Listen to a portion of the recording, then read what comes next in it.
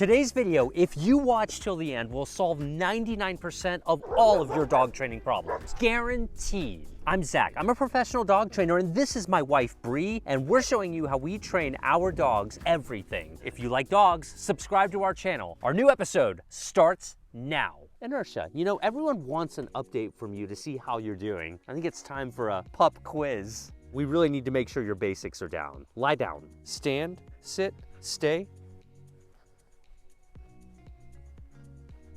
Come, heel. But my understanding, Inertia, is that you're an honor student. This month's box couldn't be more on. Bark to school. Gonna have to do something extra special to earn a gold star, Inertia. And no sleeping in class. Weave. I love how Bark keeps everything so fresh and so interesting because that keeps my dog interested in training, which is huge.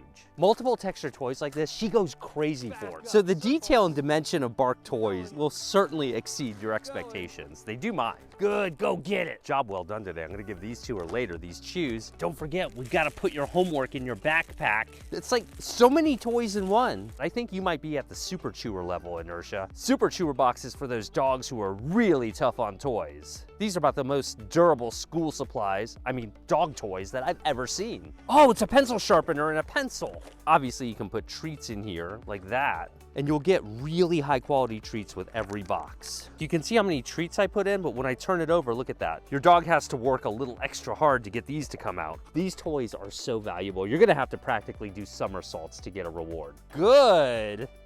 I think Inertia gets an A+.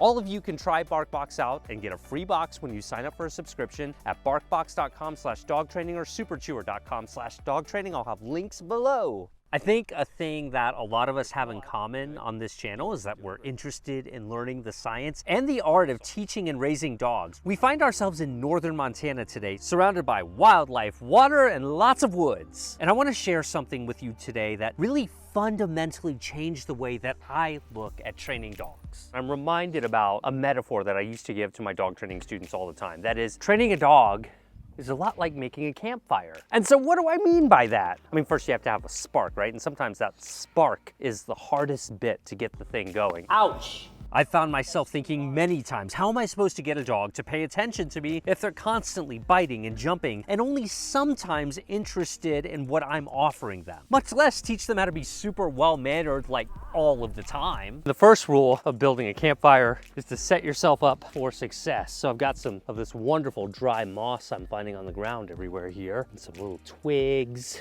We want this fire to fuel itself. We don't want to take shortcuts like putting lighter fluid or gasoline on the fire because those results are artificial and they're short-lived. That's not authentic. Methodically setting up the fire like this is the equivalent of setting up our dog's environment for success. I've never had so much pressure to actually produce a good campfire.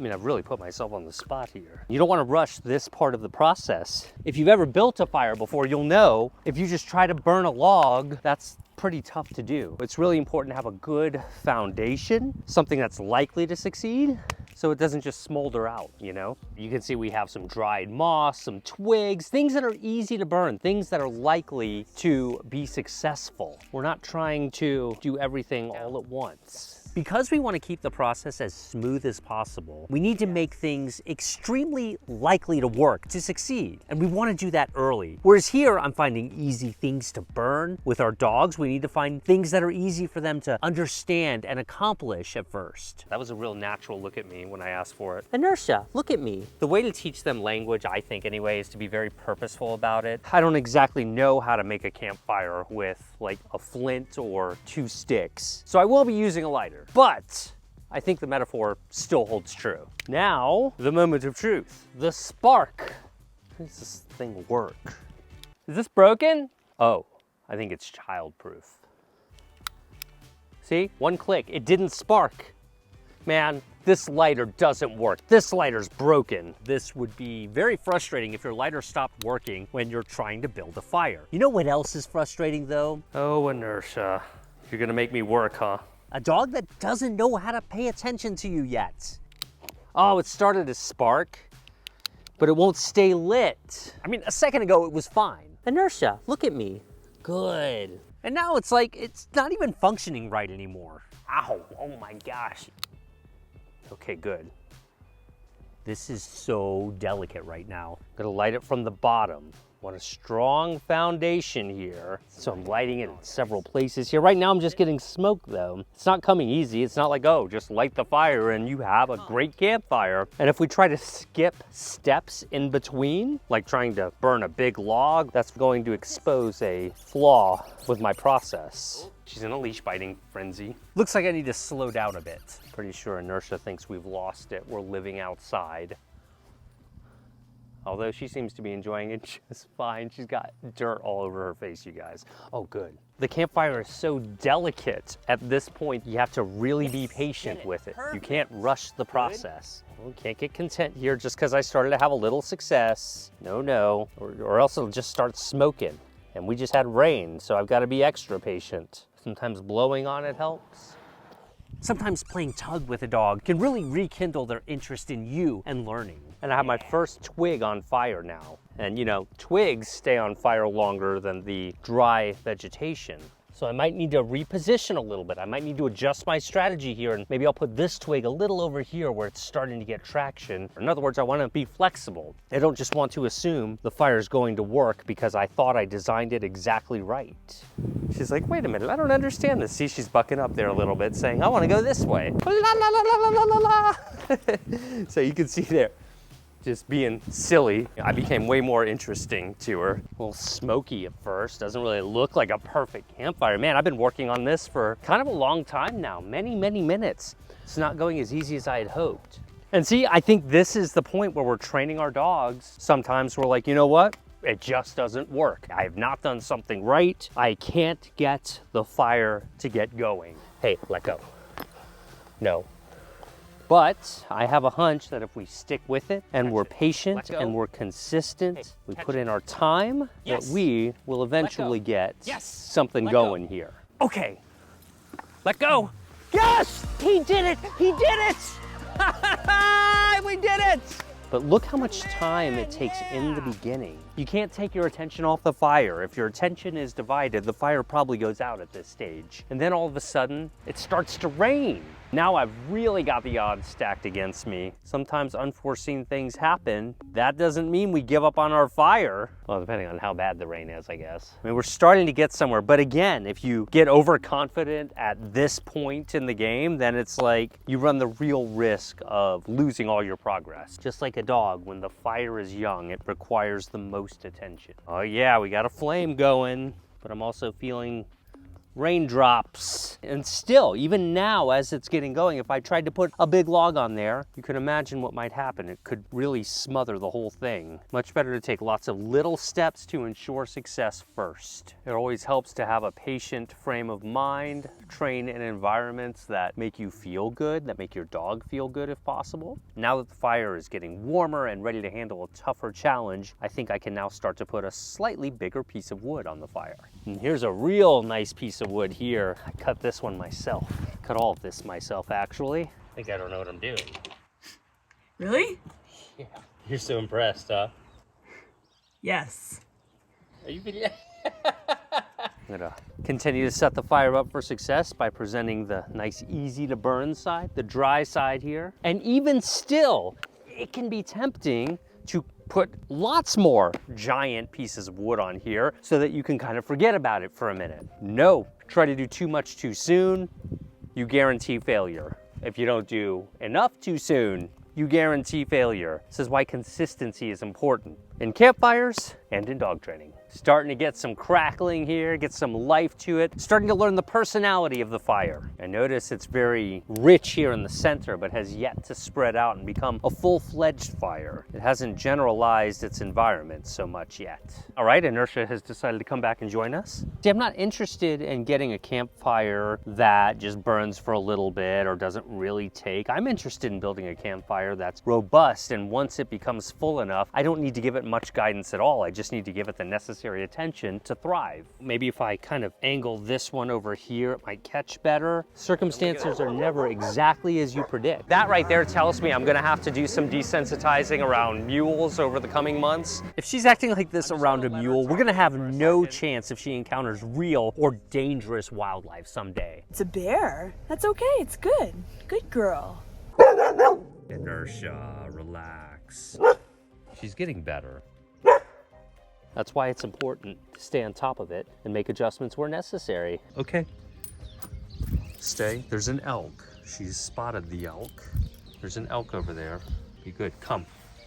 Good girl.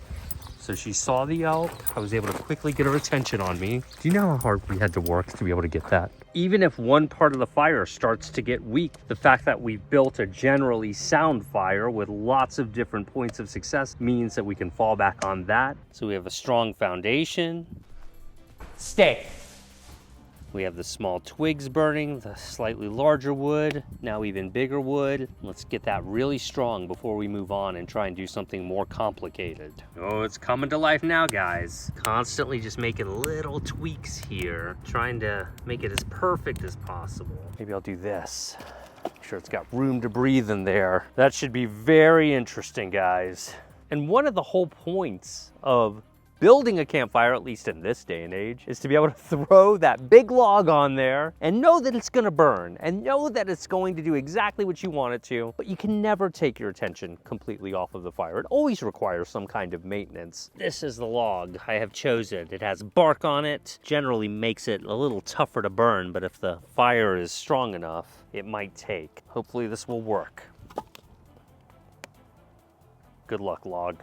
Now that the fire is big and roaring, you're seeing these logs burn with ease. And I could mess with it a little bit, I could throw things off, but the fire's so strong that it's gonna continue to survive at this point. And you know what? A really good fire might even withstand a rainstorm too. Well, seems like it's really raining, huh?